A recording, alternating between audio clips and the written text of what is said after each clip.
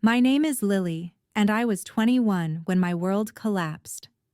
I returned from my sophomore year of college expecting warm hugs and home-cooked meals. Instead, I found a sold sign staked in our front lawn and cardboard boxes containing my life stacked on the driveway. My calls were met with my mother's cold voice. "Handle it yourself." I cut all contact that day. 2 years and 199 panic calls later, I finally understood what family truly means. Let me know where you're watching from in the comments, and hit that subscribe button to join me on this journey of betrayal and rebuilding. Growing up in our suburban Naperville home, life seemed normal on the surface. My parents, Richard and Diane Thompson, provided a financially comfortable middle-class existence. Dad worked as a financial advisor at a regional firm, while Mom managed a real estate office. From the outside, we appeared to be the quintessential American family, a house with a white picket fence, family dinners, and vacation photos proudly displayed in matching frames. But beneath that polished exterior lay a household governed by rigid expectations. From kindergarten, perfect grades weren't celebrated, they were expected. My parents never attended my school performances unless I had a solo part.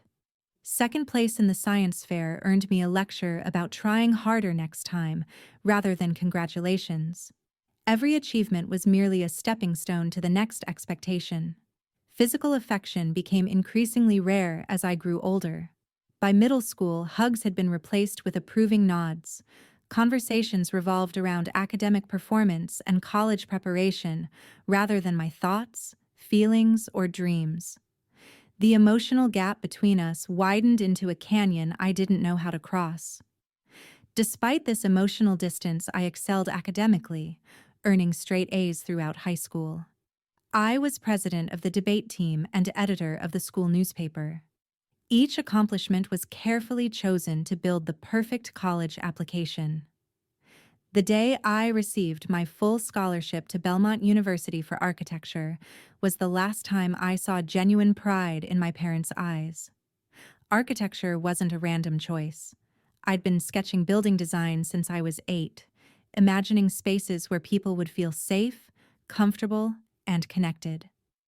My dream was to someday design community centers for underprivileged neighborhoods, places that could transform lives and foster belonging. This passion sustained me through the emotional coldness at home. My bedroom was my sanctuary, the only space truly mine in that house. Pale blue walls were covered with my architectural sketches and photographs.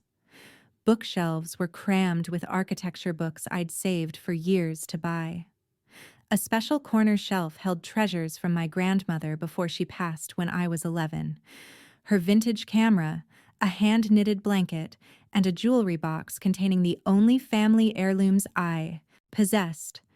Grandma Eleanor had been my emotional lifeline. During summer visits, she taught me that love should be unconditional. "Your worth isn't in your achievements, Lily," she would say, stroking my hair while we baked cookies together. "It's in your heart." After she died, that jewelry box containing her simple pearl necklace became my most precious possession. The summer before college, I worked double shifts at a local coffee shop, saving every penny for textbooks and expenses not covered by my scholarship. My parents made it clear that while tuition might be covered, I would need to handle everything else.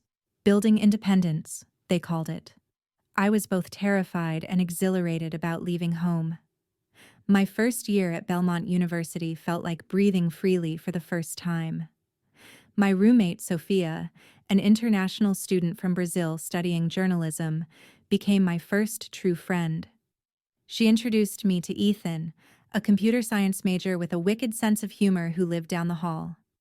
For the first time, I experienced friendship without conditions, people who liked me for simply being Lily, not for my accomplishments. That freshman year transformed me. I joined the University Architectural Society, volunteered at a local community center, and even went on my first real date. My design projects received praise from professors who saw genuine potential in my work. One professor, Dr. Margaret Hayes, took a special interest in my community-focused designs and became something of a mentor. Communication with my parents dwindled to brief weekly phone calls that followed a predictable script. How were my grades? Was I maintaining my scholarship? Had I found an internship yet? I answered their questions dutifully but shared little about my new friendships or growing confidence. Something told me they wouldn't understand or value these developments. As summer approached, a strange anxiety began to build. Despite the emotional distance, I still considered my parents' house home and assumed I would return there between semesters. When I mentioned summer plans during our last phone call, my mother seemed distracted, simply saying, "We'll figure it out when you get here." Looking back, I should have recognized the warning in her vague response, but I was focused on finals and end-of-year projects. The semester ended triumphantly. I aced my final presentations, secured a spot on the dean's list, and even won a department award for my community center design. Sophia and Ethan threw a small celebration in our dorm room the night before everyone departed for summer break. We took photos, exchanged summer contact information, and promised to text regularly. "You sure you'll be okay going home?" Sophia asked while helping me pack. "You never talk about your parents with any real excitement." I shrugged, folding my clothes into a suitcase. "It's just 3 months. I'll focus on finding a summer job and working on my portfolio. Besides, I have my room there, my books, my designs, my space." Ethan gave me a tight hug before leaving. "Call us if you need anything. Seriously, anything at all." I nodded, not knowing how prophetic their concern would prove to be. As I locked my dorm room that final morning, I felt a mix of accomplishment and apprehension. The academic year had been transformative, but something about returning home felt like stepping backward. Still, I had my sanctuary waiting for me, my blue room with my books and memories. Or so I thought. The bus ride home stretched for 6 hours. I watched through the window as the landscape transformed from the bustling college town to familiar suburbs. Despite my anxiety, a part of me looked forward to sleeping in my own bed, surrounded by my books and design sketches. I sent a quick text to my parents. "Bus arriving at 4:30. See you soon." No response came, but I assumed they were busy at work. As the bus approached my stop, I gathered my luggage, one large suitcase containing clothes and necessities, my laptop bag, and a portfolio case holding my best architectural drawings from the semester. Everything else I owned remained in my bedroom at home. The early June heat hit me as I stepped off the air-conditioned bus, sweat immediately beading on my forehead as I began the 15-minute walk to our neighborhood. Something felt off as I turned onto our street. From a distance, our 2-story colonial looked different somehow. Drawing closer, my steps slowed as confusion set in. A large red and white sign stood prominently in the front yard. "Sold" in bold letters with a real estate company logo underneath. Not my mother's company, but their main competitor. My heart began to race as I approached the driveway. Stacked near the garage were at least a dozen cardboard boxes of varying sizes, some looking hastily taped shut, others appearing water-damaged from recent rain. With trembling hands, I opened the nearest box to find my books haphazardly piled inside, many with bent pages and damaged covers. "They've been sitting there for 3 days now," called a voice from next door. Mrs. Dorothy Miller, our 69-year-old neighbor, stood on her porch, looking at me with undisguised pity.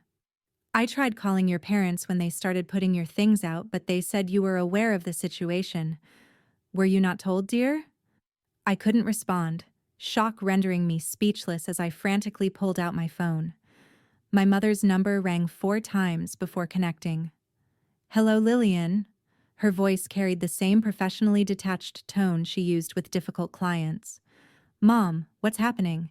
There's a sold sign in the yard and my stuff is in boxes on the driveway." My voice cracked with panic and confusion. Yes, we sold the house. Your father and I have relocated to Arizona. We discussed this months ago. Her words hit like physical blows. They had never mentioned moving, not once during our weekly calls. What? When did you? Where am I supposed to go? The reality of my situation was beginning to sink in, panic rising in my throat. You're an adult now, Lillian. You have a scholarship.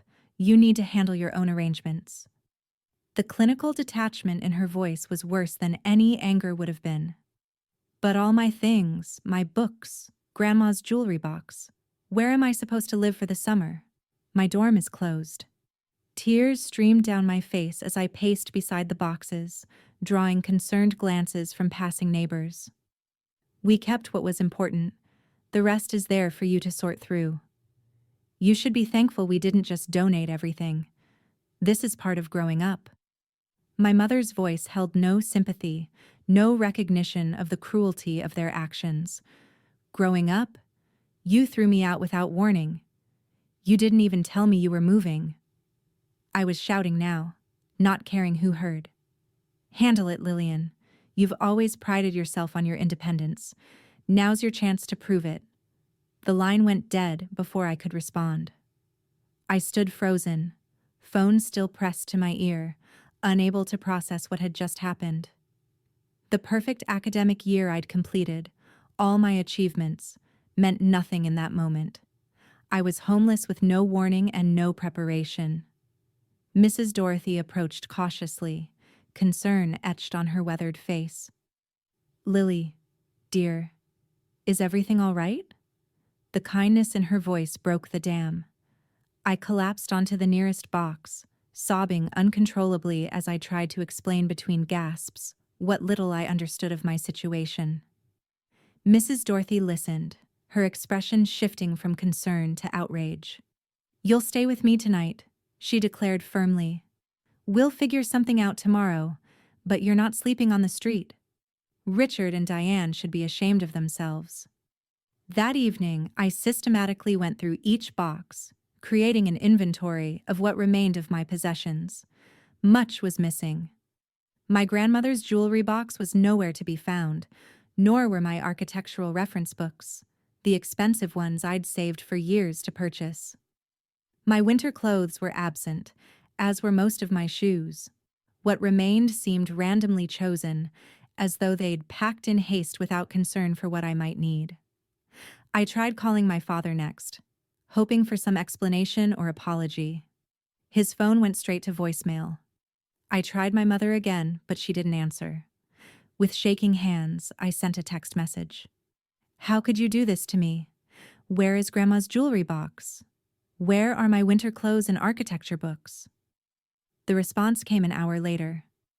We kept some things for sentimental reasons. The books were donated to the library. Your winter clothes went to charity. You can buy new ones with your summer job money. The casual disposal of my most precious possessions was the final betrayal. I sent one last message. Don't contact me again, ever. Then I blocked both their numbers. That night, I slept on Mrs. Dorothy's fold-out couch, too shocked to even cry anymore. Around midnight, a thunderstorm rolled through the neighborhood. From the window, I watched rain soak into the cardboard boxes containing what remained of my childhood and adolescence. Like my parents' love, those boxes proved inadequate protection against the elements. Morning brought clarity, if not comfort. Mrs. Dorothy made coffee and toast, treating me with a gentle kindness that only highlighted the cruelty of my parents' actions. Over breakfast, she made some calls to friends, searching for temporary housing options. My niece's daughter stayed at a student boarding house last summer, she explained. It's not fancy, but it's cheap, and they might have space available. By afternoon, I had secured the last available room in a rundown Victorian house converted into student housing, 6 blocks from my old home. The rent would consume most of my savings within weeks. My new room was barely larger than a closet, with peeling wallpaper and a mattress that sagged in the middle. My roommate Rachel was a pharmacy student who made it immediately clear she preferred solitude and silence. I work nights at the hospital and sleep days, she explained curtly. So keep the noise down during daylight hours. Mrs. Dorothy helped me salvage what we could from the rain-damaged boxes. Many of my books were beyond repair, pages stuck together or covers warped beyond recognition. My sketches and designs had fared worst of all, years of work reduced to soggy, smeared paper. I photographed what remained legible before reluctantly discarding the originals. With shelter secured but rapidly diminishing funds, my next priority was finding work. The summer job market was already saturated with students who'd planned ahead. After 3 days of rejection, I managed to secure 3 part-time positions: morning shifts at a coffee shop, evening hours at a grocery store, and weekend babysitting for a family with 3 young children. My schedule became brutal. Up at 4:30 for the 5 a.m. coffee shop shift, a few hours in the afternoon to search for more stable housing and attempt to salvage my belongings, then 6 hours at the grocery store before collapsing into bed. Weekends were consumed with babysitting, leaving no time for rest or reflection. Despite working nearly 70 hours weekly, I was barely covering expenses. The summer architectural internship I'd hoped for remained an impossible dream. 2 weeks into this exhausting routine, I received an unexpected call from my mother's younger sister, Aunt Susan. Unlike my mother, Aunt Susan had always shown genuine interest in my life, though geographic distance and my parents' control had limited our relationship. "Lily, I just found out what happened," she began, her voice tight with anger. "I'm so sorry. If I'd known, I would have offered you our guest room immediately." "How did you find out?" I asked, too tired to feel much beyond curiosity. "Your mother mentioned it casually during our monthly call, as if abandoning you was completely normal. She said you were being dramatic about the situation." Susan's disgust was evident. "I need you to know this wasn't a sudden decision. They've been planning this move for months." The confirmation of premeditation stung despite my exhaustion. "Did they say why?" Susan hesitated. "They used the money from selling your house to buy investment properties in Arizona. Apparently, they've been wanting to get into real estate development but needed capital." She paused. "Lily, they made it clear they don't intend to support you financially anymore. They said college students should be self-sufficient." The conversation confirmed my worst suspicions but provided no comfort. Susan offered financial help, which pride made me reluctantly decline. She insisted on sending a small amount anyway, which arrived just in time to cover an unexpected medical bill when I developed bronchitis from exhaustion and poor nutrition. As June turned to July, my physical and mental health deteriorated rapidly. Constant work and insufficient sleep left me perpetually exhausted. Proper meals became a luxury. My diet consisted mainly of discounted groceries from my store and leftover pastries from the coffee shop. Weight dropped from my already slender frame, clothes hanging loosely from my shoulders. Sleep, when it came, was haunted by anxiety dreams. I would wake gasping, convinced I was being forced from my bed. Dark thoughts began to intrude during waking hours. What was the point of struggling so hard just to survive? The academic success I'd achieved seemed meaningless now, overshadowed by basic survival concerns. My friendship with Sophia and Ethan suffered as well. Initially, I'd shared abbreviated versions of my situation, downplaying the severity to avoid worrying them. As weeks passed, I stopped responding to their messages altogether, unable to bridge the gap between their carefree summer experiences and my desperate reality. They continued reaching out, but I couldn't find words to explain my circumstances without breaking down. By mid-July, the summer session at Belmont had begun, and I attempted to take one class to maintain academic progress. The effort proved disastrous. Unable to focus during lectures, I watched my perfect GPA slip away as I failed the midterm exam. My professor, concerned by my dramatic change from the previous semester, suggested I withdraw from the course rather than risk academic probation. That failure triggered my first panic attack, gasping for breath in a bathroom stall after class, convinced I was dying as my chest constricted painfully. The campus health center diagnosed acute anxiety and recommended counseling I couldn't afford and had no time to attend. The final blow came when I received an email from the scholarship committee requesting a meeting about my academic concerns. Without maintaining a minimum GPA, my full scholarship was in jeopardy. The carefully constructed future I'd worked toward for years was crumbling, and I had no safety net to catch me. One evening, while shelving products at the grocery store, I glimpsed a woman who resembled my mother. The momentary sighting sent me spiraling into another panic attack, this time in full view of customers and coworkers. My manager sent me home early with a warning about bringing personal problems to work. That night, in my tiny, stifling room, I curled into a ball on my sagging mattress and allowed myself to fully feel the abandonment. My parents hadn't just left me without a home. They had systematically dismantled every support I might have relied on, taking even the mementos that connected me to my grandmother's love. The betrayal felt total and irreversible. For the first time, I faced the possibility that I might not survive this. Not physically, perhaps, but the person I had been, ambitious, confident, driven, was disappearing beneath the weight of simply existing day to day. Without intervention, I wasn't sure who would remain. August arrived with sweltering heat and mounting financial pressure. My scholarship remained in jeopardy, and the fall semester loomed just weeks away. The university bursar's office sent increasingly urgent emails about outstanding fees not covered by my scholarship: housing deposits, activity fees, textbook costs. Each notification heightened my anxiety, but I had no resources to address them. Credit card debt accumulated rapidly as I charged essential expenses I couldn't cover with my dwindling income. The interest rates were predatory, designed to trap desperate people exactly like me. Each minimum payment I scraped together barely touched the principal balance. Financial anxiety became a constant companion, waking with me each morning and following me to each exhausting job.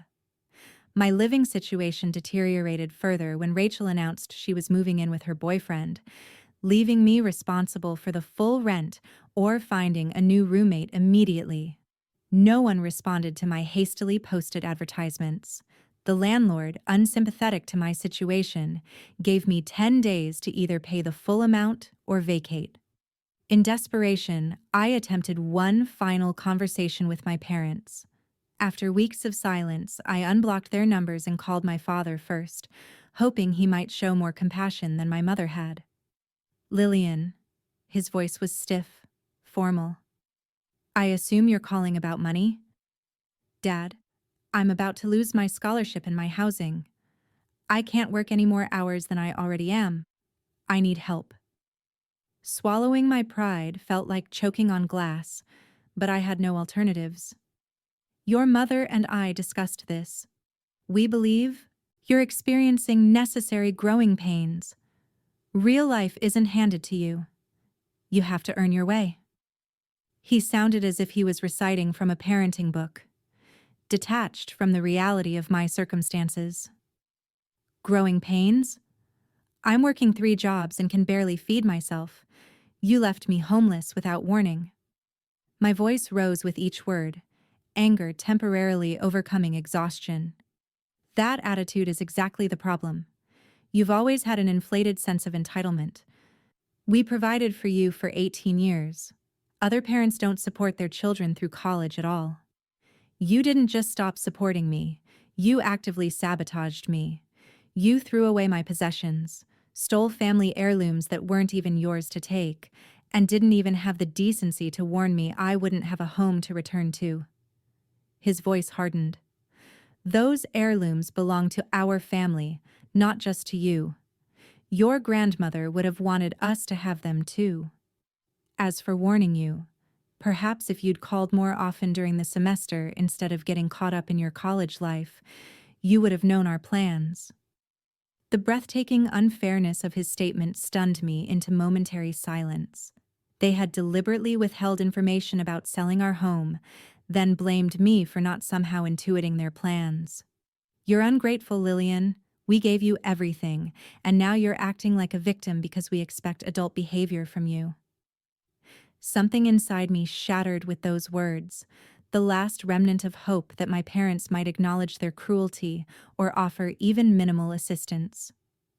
"I never want to speak to either of you again," I said, my voice suddenly calm. "You haven't given me everything. You've taught me that family means nothing, that love is conditional, that I can't trust the people who should protect me most. Congratulations on that lesson. It's the last one you'll ever teach me." I ended the call and blocked their numbers again, this time with finality rather than reactive anger. The severance felt permanent, a cauterizing of an infected wound. Painful, but necessary for survival. The next morning, the landlord served an eviction notice. I had 48 hours to vacate the premises. With nowhere to go and most of my possessions already lost, I packed my few remaining clothes and essentials into my backpack. The architecture textbooks I'd managed to salvage were too heavy to carry, so I left them behind along with my damaged portfolio. That night, an unseasonable thunderstorm swept through the region. Without shelter, I huddled in the covered entryway of the public library, soaked and shivering as lightning cracked overhead. Hours passed in miserable discomfort, hunger gnawing at my stomach, exhaustion pulling at my consciousness. By dawn, fever burned through me, my clothes still damp against clammy skin. I attempted to walk to my morning coffee shop shift but made it only 2 blocks, before collapsing on a bench, too dizzy to continue. A passerby called an ambulance. Despite my weak protests about medical costs, the hospital emergency room was blindingly bright after the gray morning. Doctors diagnosed severe dehydration, malnutrition, and pneumonia. The medical staff exchanged concerned glances when I admitted I had no permanent address and no family to contact. "Your body is shutting down," the doctor explained bluntly. "Extreme stress, insufficient nutrition, and inadequate rest have compromised your immune system. You need to be admitted." I laughed hollowly. "I can't afford this visit, let alone a hospital stay." A hospital social worker was called. Through a feverish haze, I explained my situation: the abandonment, lost scholarship, eviction, and jobs I could no longer physically perform. She took notes with increasing concern, occasionally asking clarifying questions about my age and student status. "There are resources available for students in crisis," she explained. "Let me make some calls to your university." Semi-conscious with fever, I had little choice but to agree. As antibiotics flowed through an IV into my arm, I surrendered to complete exhaustion, too depleted to fight any longer. For the first time since discovering the sold sign 2 months earlier, I allowed myself to fully release control, uncertain whether anything would remain when I awakened. I awoke to find Professor Margaret Hayes sitting beside my hospital bed, her familiar face a surreal sight in the clinical setting. For a moment, I thought the fever had induced hallucinations. "Welcome back," she said softly. "You've been asleep for nearly 20 hours." Confusion clouded my thoughts as I struggled to understand her presence. "Professor Hayes, how did you—" "The hospital contacted student services when you were admitted. When they heard your name, they called me." She leaned forward, concern evident in her eyes. "Lily, why didn't you reach out? The department would have helped." Shame and pride had prevented me from seeking help, I realized. Even at my lowest point, I'd been unable to admit the depth of my struggles, especially to professors I respected. "I didn't want anyone to know," I whispered, throat raw from coughing. "I thought I could handle it myself." Professor Hayes shook her head gently. "No one handles homelessness and abandonment themselves, especially not at 21. That's not independence. It's isolation." Over the next hour, as my mind cleared, she outlined a path forward that seemed impossible just days earlier. The architecture department had a research assistant position available immediately. Not prestigious, but offering a small stipend and, crucially, access to graduate student housing during the summer. It's a single room in a shared apartment, she explained. Basic, but clean and secure. The stipend won't make you rich, but combined with campus, meal assistance, you won't go hungry. Tears welled in my eyes, the kindness almost more painful than the previous hardships. Why would you do this for me? Because your talent is exceptional and your situation is unjust. Her directness was refreshing after months of platitudes. More importantly, because that's what a community does, supports its members through crisis. That concept, community as a safety net, was revolutionary to me. After years of enforced self-reliance, the architecture department arranged for my hospital bills to be covered through an emergency student health fund.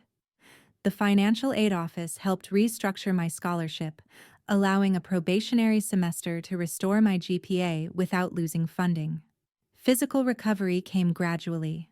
The hospital discharged me after 3 days with prescriptions and strict instructions to rest. My new graduate housing room was sparse but clean, with a real bed and a functioning shower. For the first week, I did little beyond sleep and eat regular meals at the nearly empty summer dining hall, my body reclaiming lost resources. Professor Hayes introduced me to Dr. Rebecca Carter, the University Counseling Center Director, who specialized in family estrangement. Our twice-weekly sessions initially focused on immediate stabilization, managing panic attacks, establishing sleep routines, and processing the acute trauma of abandonment. What your parents did wasn't just unkind, Dr. Carter explained during one session. It was a form of psychological abuse. The suddenness was intentionally destabilizing. But why would they do that? What purpose did it serve? This question had haunted me for months. Control, she replied simply. By keeping you in a state of crisis, they maintained power even while physically absent. They're likely expecting you to eventually break down and beg for help on their terms. The observation resonated painfully. My parents had always valued control above emotional connection. Their final act had been designed to reinforce my dependence, not foster independence, as they had claimed. As July faded into August, my research assistant duties provided structure and purpose. The work was straightforward: organizing architectural archives, digitizing old blueprints, and compiling research bibliographies. Though not creatively challenging, it reconnected me to the field I loved and provided interaction with graduate students and faculty who treated me as a valued colleague. Physical health improvements allowed me to finally respond to Sophia and Ethan's increasingly worried messages. Their immediate, unconditional support overwhelmed me. They arranged a video call where I finally shared the full story, no longer hiding the severity of what had happened. "I'm coming back early," Sophia declared firmly. "My flight was scheduled for next week anyway. I'll just change it. And I'm helping you move your stuff to the dorms as soon as they open," Ethan added. No arguments. Their matter-of-fact assistance, offered without pity or judgment, began healing something fundamental in my understanding of relationships. People could care without ulterior motives. Support didn't always come with invisible strings attached. Through the university's student support services, I connected with others who had experienced family estrangement. Our weekly group sessions revealed I wasn't alone. Other students had faced similar abandonment for reasons ranging from sexual orientation to religious differences to simple family dysfunction. Their stories both broke my heart and strengthened my resolve. Emma, a nursing student disowned for leaving her parents' religious community, became a particular friend and guide. 3 years into her estrangement, she had built a fulfilling life without family support. "The first year is the hardest," she told me over coffee. "You're grieving people who are still alive, But eventually you build a chosen family that loves you for who you actually are, not who they demand you be.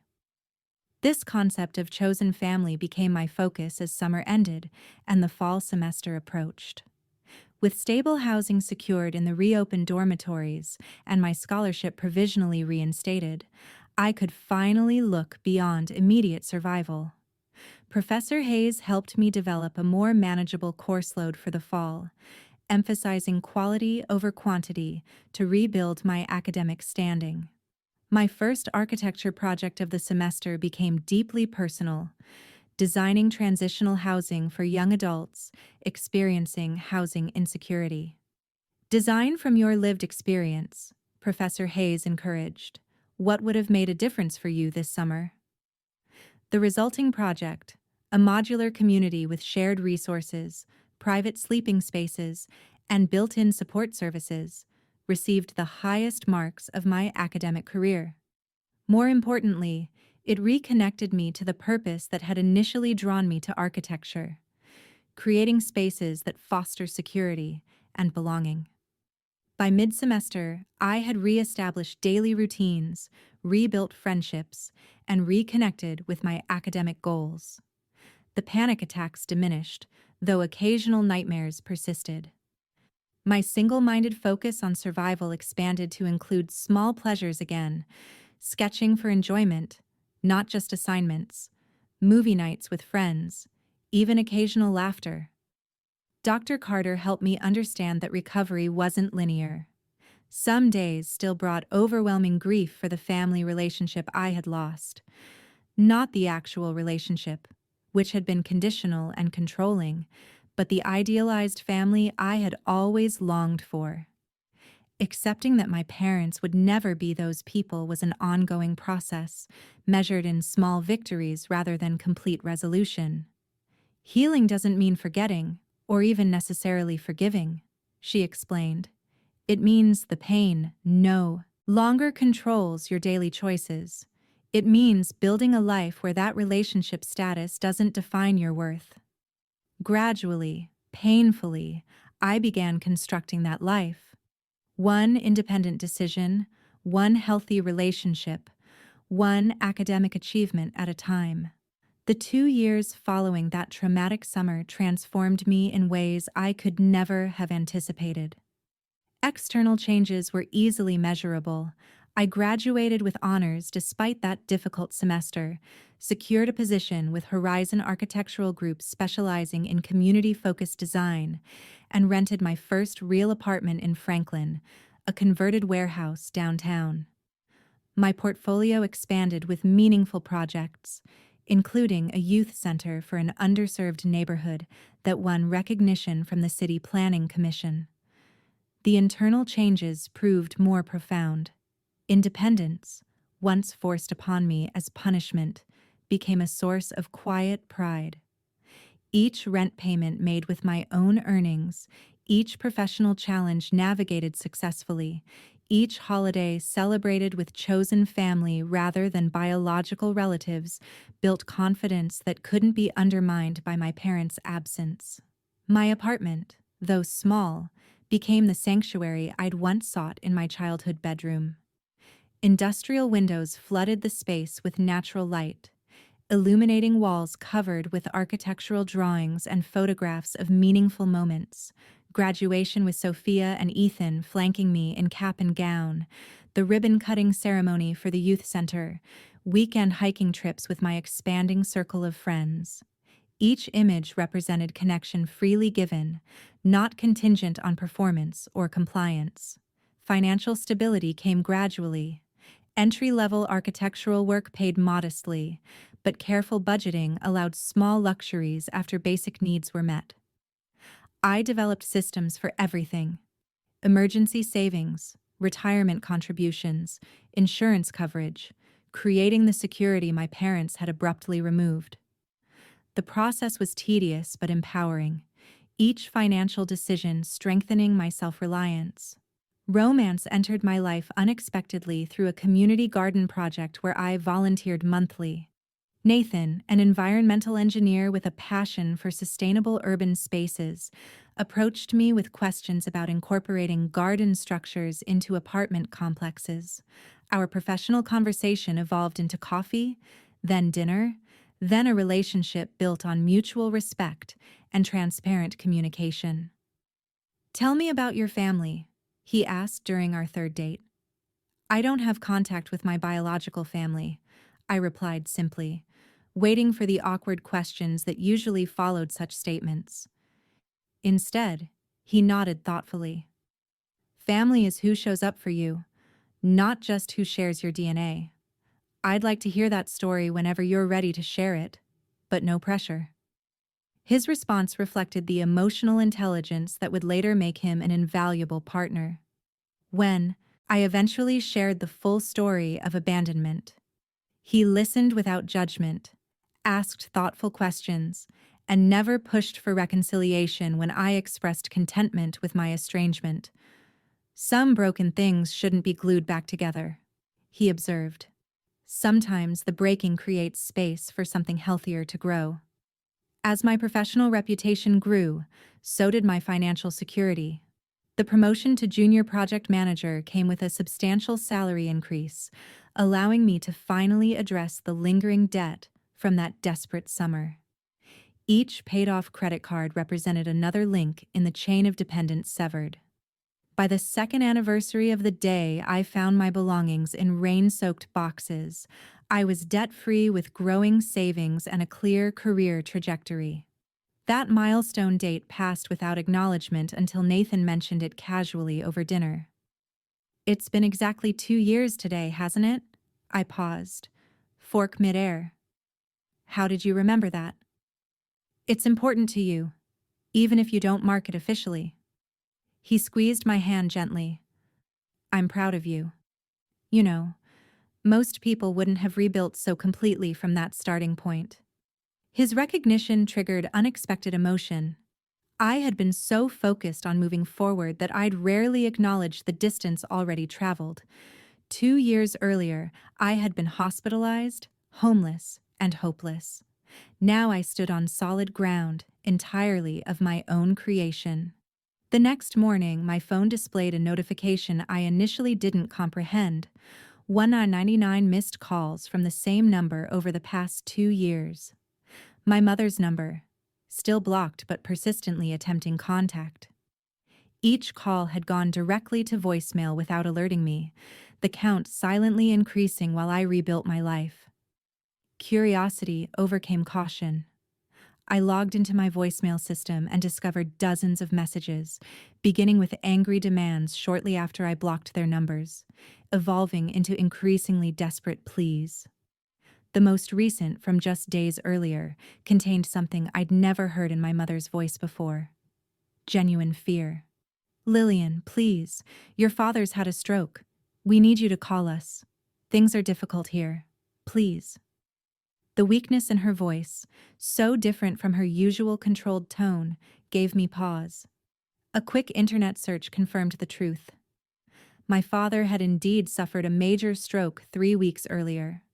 Local news coverage of a community fundraiser mentioned mounting medical bills and potential foreclosure for the Thompson family. My Aunt Susan called that same afternoon, unaware I'd discovered the news independently. "I know you're still angry, and you have every right to be," she began cautiously. "But I thought you should know what's happening."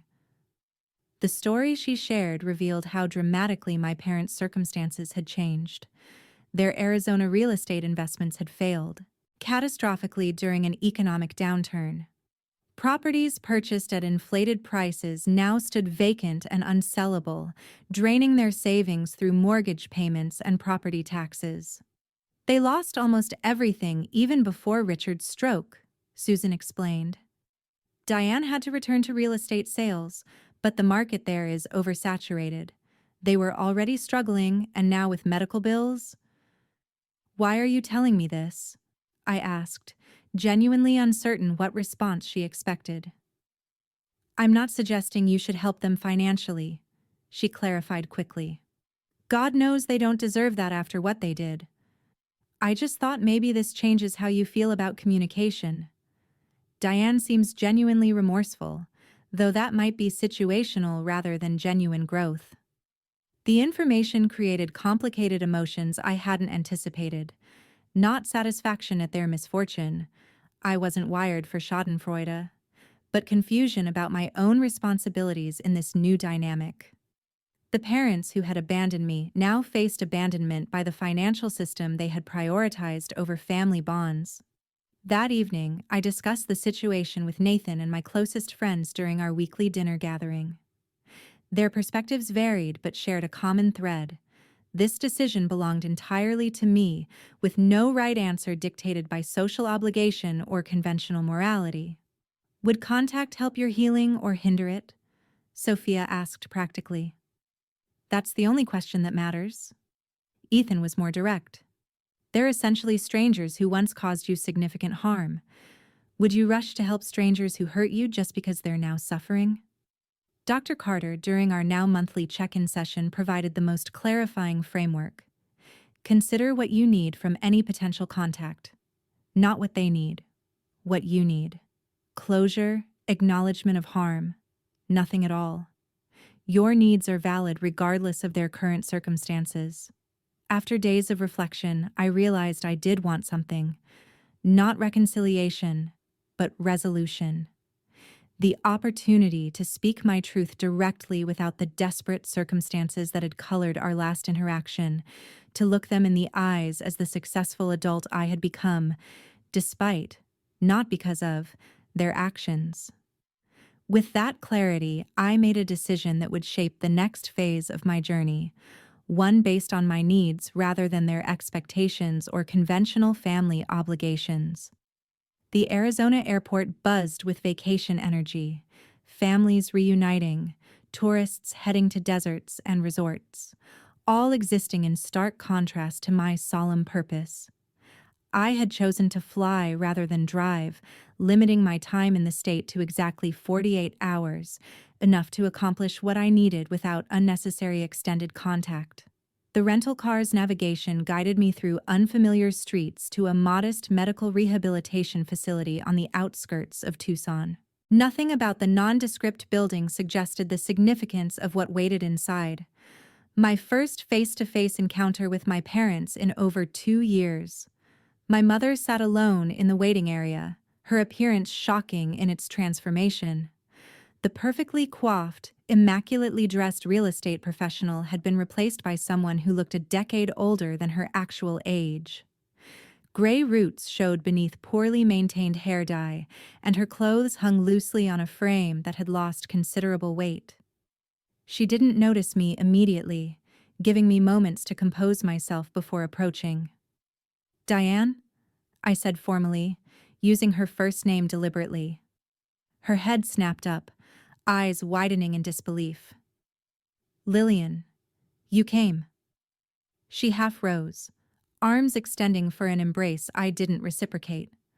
Awkwardly, she settled back into her chair. "I'm here to see Richard," I stated, maintaining emotional distance through formality, "and to speak with both of you directly. Nothing more." Something flickered across her face. Disappointment, perhaps, or recognition of boundaries she hadn't anticipated. "He's in physical therapy now," she said. 20 more minutes." She gestured to the chair beside her. "Will you sit?" I chose a seat opposite rather than adjacent, maintaining physical space that reflected emotional reality. "I understand Richard had a severe stroke." She nodded, eyes downcast. The right side of his body was paralyzed. Speech affected too. He's improving with therapy, but... She trailed off, twisting her wedding band anxiously. "The medical bills are overwhelming. Insurance covered the initial hospitalization, but not the ongoing care. We're about to lose the condo." I didn't respond to the implied request for assistance. "How long has he been here?" 6 weeks. They're discharging him next week, regardless of progress. We can't afford more." Her voice cracked slightly. "Lillian, I know we have no right to ask anything of you, but seeing you, just having you here, means more than you can know." "I'm not here for reconciliation," I stated clearly. I'm here because I needed to say certain things directly, not through voicemails or intermediaries. I needed you to see who I've become despite what you did, not because of it." Before she could respond, a nurse wheeled my father into the waiting area. The strong, intimidating financial advisor who had dominated my childhood was unrecognizable in this slumped figure. The stroke had affected the left side of his face, drooping his features into a permanent half-grimace. His right arm lay useless in his lap. His eyes widened upon seeing me, and he attempted to speak. Lily." The name emerged, slurred but unmistakable. Tears immediately formed in his eyes. Despite my emotional armor, the sight affected me, not enough to erase the past, but enough to acknowledge his humanity separate from his actions. "Hello, Richard." The nurse helped transfer him to a regular chair before departing, leaving the three of us in a triangle of complicated history. No one spoke for several moments, the weight of unaddressed harm filling the space between us. "Perhaps we should go somewhere more private," my mother suggested, clearly uncomfortable with potential public witnesses to our family dysfunction. "No," I replied firmly. "I prefer neutral territory. What I have to say won't take long." I straightened my shoulders, centering myself in the strength I'd built over 2 years of recovery and growth. "I want to be absolutely clear about why I'm here. I didn't come out of family obligation or forgiveness. I came because I needed to complete this chapter properly before moving forward with my life." My father attempted to interject, struggling with impaired speech, but I continued steadily. "2 years ago, you chose to abandon me without warning. You disposed of my possessions, including irreplaceable family heirlooms. You left me homeless during a vulnerable transition period. Then you blamed me for not handling the crisis you deliberately created." The facts, stated plainly without emotional embellishment, landed with visible impact. When I needed help most desperately, you not only refused assistance, but actively sabotaged my stability. I nearly lost my scholarship, my health, and potentially my life because of your actions. My mother's face crumpled. "We never meant for things to get that bad. We thought you would just figure things out. You were always so capable." "I was 21. I replied evenly, barely more than a child, despite your convenient reframing. "And figuring things out shouldn't have included homelessness and hospitalization." My father struggled to form words, finally managing, "Sorry. So sorry, Lily." The simple apology, likely the first he'd ever offered me, momentarily softened my resolve. But sentimentality wouldn't serve any of us now. "I've built a life without your support," I continued. "I graduated with honors. I have a successful career in architecture. I have meaningful relationships with people who value me for who I am, not what I achieve. I have financial stability I created entirely myself." Pride straightened my mother's posture slightly. "We always knew you were capable of great things. This isn't about capability. It's about basic human decency and parental responsibility." I kept my voice level despite rising emotion. "Your current circumstances don't erase your actions or their consequences. I'm not here to rescue you financially or emotionally." My father's damaged face couldn't hide his disappointment. He had clearly expected or hoped for more. "However," I continued after a measured pause, "I am willing to help you navigate the available assistance programs, not with my personal funds, but with information. There are medical debt forgiveness programs, housing assistance options, and social services designed for situations like yours."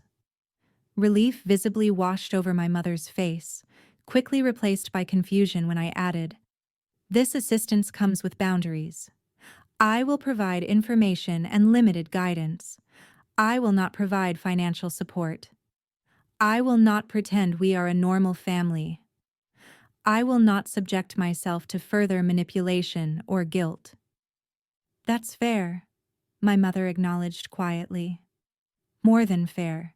considering everything. I've compiled information on programs you qualify for. I removed a folder from my bag, placing it on the table between us. Application procedures, contact information, eligibility requirements, everything you need is documented. I've also included the contact information for a social worker specializing in elder care and medical debt. She's expecting your call. My father reached for the folder with his functioning hand, clutching it like a lifeline. Thank you, he managed. This doesn't fix what happened, I stated clearly.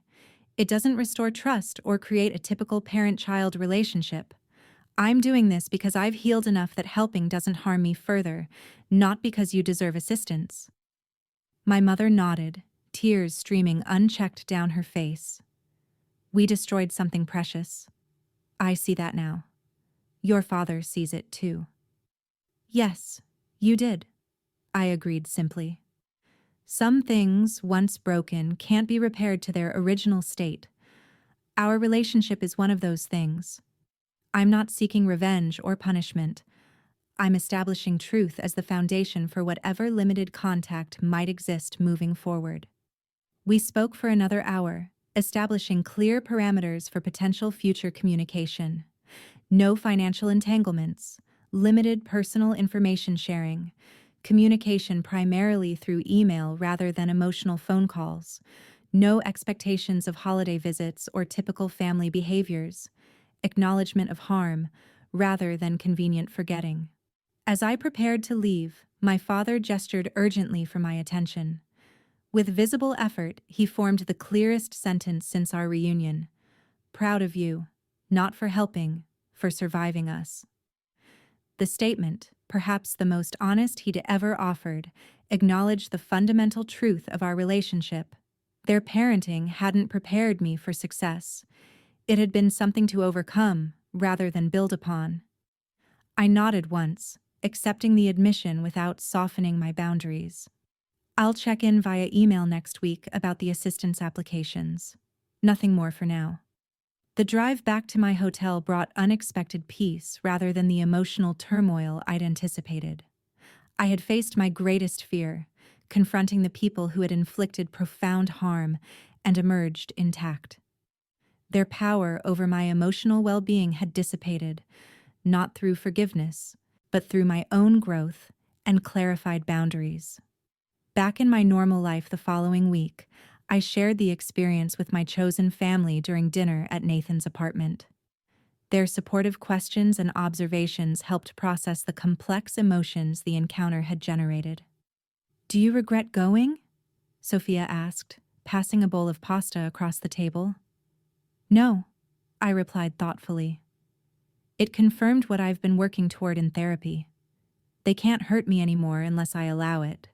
Their approval or disapproval has no power over my life." "That's the definition of true independence," Nathan observed, squeezing my hand gently. Over the subsequent months, I maintained the exact boundaries established during that brief visit. My parents received the assistance they needed through the programs I'd identified.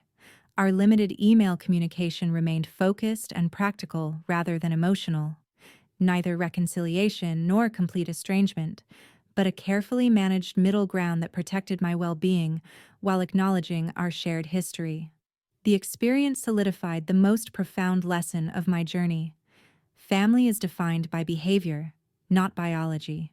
The people who had demonstrated unconditional support during my darkest moments, Professor Hayes, Mrs. Dorothy, Sophia, Ethan, Nathan, and others who had entered my life since, constituted my true family. They had earned that designation through consistent care and respect, not through genetic connection. My architectural work evolved to reflect this understanding, focusing increasingly on creating spaces that fostered chosen communities. The youth center expanded to include transitional housing for young adults aging out of foster care or experiencing family rejection. Each project incorporated elements designed to facilitate connection and belonging among people without traditional family support. When painful memories occasionally surfaced, I no longer pushed them away or allowed them to overwhelm me. Instead, I acknowledge them as part of my history without allowing them to define my present or future. The abandoned girl with rain-soaked possessions existed within my story, but she was no longer my entire identity. The boxes left on the driveway that summer day had contained more than discarded belongings. They had held an unintended gift, the catalyst for building a life based on authentic connection rather than obligation, achievement, or fear. The home I had created within myself proved more secure than any physical structure my parents had provided or taken away. What was your most valuable possession that you lost in a difficult situation? Have you ever had to rebuild from scratch after a major loss or betrayal? Comment below to share your story. And if this resonated with you, please like and subscribe to support more stories of resilience and healing. Share with someone who might need to hear that family is about actions, not just DNA. Thank you for witnessing my journey from abandonment to strength. Remember, sometimes the things we think are endings turn out to be powerful new beginnings.